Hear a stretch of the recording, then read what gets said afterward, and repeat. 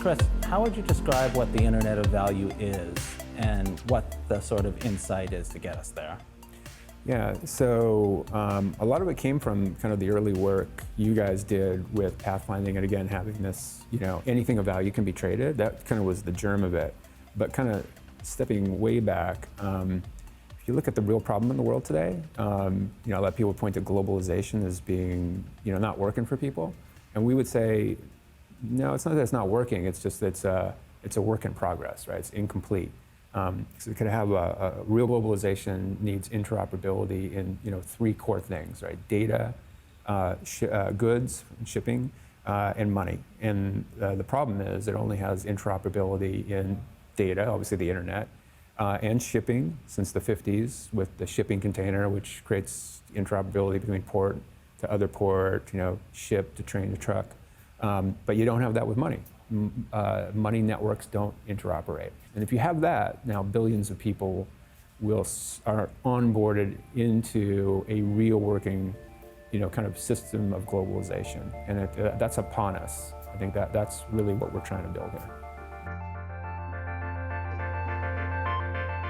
And I think the need is very, very evident now because you have companies that have very, very light infrastructure or none in the areas they serve. If you talk to folks at the Bill and Melinda Gates Foundation who do a ton of work in the financial infrastructure, of the world, the big thing that they're trying to accomplish is to allow people to send as little as 50 cents, somebody in the developing world, if they're really going to be a participant in the global economy.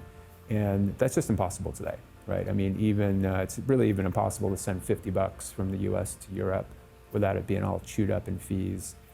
50 cents is just not on the table. But in a world now, this kind of Internet of Value, combining things like ILP and XRP, that is absolutely possible. That is, so frictionless and so fast, it completely changes the economics.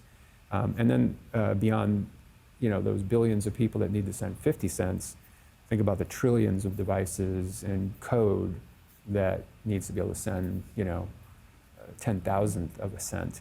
That is also enabled through what's going on here. So pretty exciting. I think the vision is to be able to make an international payment as cheap and easy as pulling up a web page, like something that you would do without even thinking about the mechanics or the costs or who has to do what. It's just so automatic and so cheap and so scalable, and there's so many of them happening that it's almost invisible. You don't even think about doing it. Yeah, almost like the value is moving with the data, just right on top of each other. And that is a world that we can have, but not with the infrastructure you have today. You've got kind of an internet world, kind of working with a pre-internet world of money, and those things are not lining up. So this is a big bottleneck for the world. If we can push through this, that's it. And again, blockchains are not the only answer.